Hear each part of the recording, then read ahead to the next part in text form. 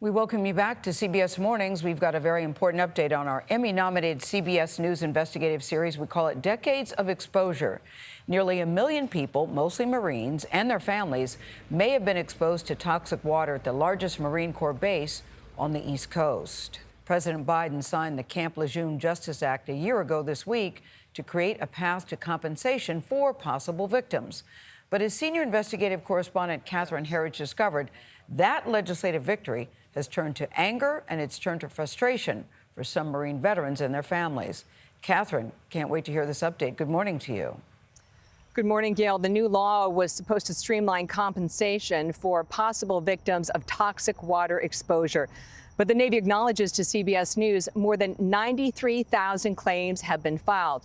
While thousands are being processed a year later, no settlements have been made. What did male breast cancer do to your family? It wrecked my family. Mike Partain says his suffering, part of an unusual cluster of male breast cancer cases, dates back to the day he was born on his father's Marine base, Camp Lejeune. When you see this picture, what goes through your head?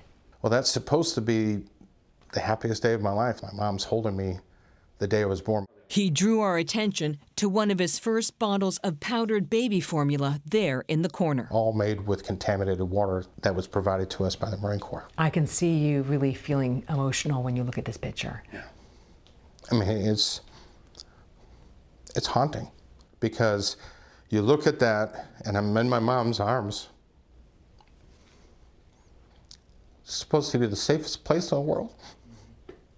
And it wasn't.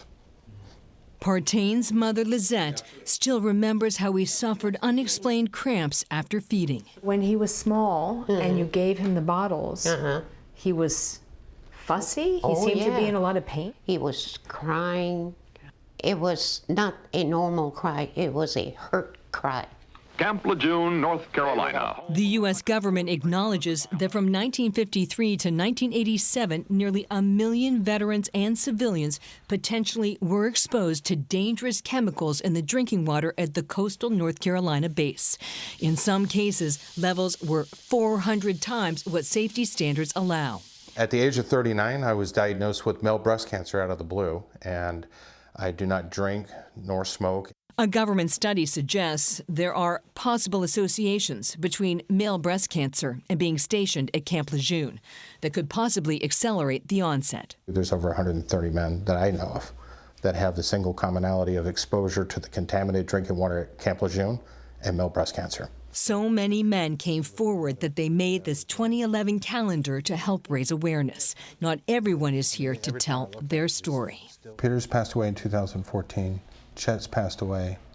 Mosier's passed away. With no settlement from the Navy for its Marine Corps veterans, Partain and about 1,100 other potential victims sued the U.S. government. Justice Department lawyers responded in some cases, like Partain's, with a series of potential defenses, including one that angered him. I'm just looking at the Justice Department filing, and it says, to the extent that the evidence shows you, Mike Partain, voluntarily assumed the risks. I mean, that's ridiculous. It's angering to me. I mean, I couldn't even speak. I couldn't even read. How could I assume the risk for being born to something that they created? It's a delay tactic, according to environmental advocate Erin Brockovich, who's been working with the Camp Lejeune families since 2007. Very classic behavior that I've seen in the law in every single environmental case. Deny, deny, deny, deny. The Justice Department responded. Alongside our partners at the Department of Navy, we are working to develop a framework that will allow for early resolution of Camp Lejeune Justice Act claims. The Navy also said it's working to develop an early resolution framework that will provide a voluntary expedited option for those interested. Critics say it's a money grab. Is it a money grab? No. I mean, how could it be a money grab? I would never want any amount of money to go through what I've went through. 55 years since his Marine Corps father took the photo, Mike Partain and his mother Lizette remain haunted. Now that you know the water was toxic, when you look at that picture, what do you feel? Mad, upset. Do you feel any guilt? Yep. The whole time she was pregnant with me, she was poisoning me. And even though it wasn't her fault, I could see that guilt in her face, and that hurt. Federal judges in North Carolina have recently selected a panel of lawyers to represent the plaintiffs in what is shaping up to be one of the largest mass litigations in U.S. history. Tony. Oh, Catherine, thank you very much. A powerful, powerful report. Thank you for staying on it. You know, water is so fundamental to life, to what a mother gives a child, as we saw in that report. And a baby is so innocent. Yes. And That then picture sort of says it all, doesn't it? And then in the argument, the idea that he volunteered and took on the risks, he's a child. The government has got to figure out a way to make this right. And when you hear the statement, it sounds so blah, blah, blah, blah, blah, white noise, compared to what these people are going. When you think about what these people are going through and are still going through.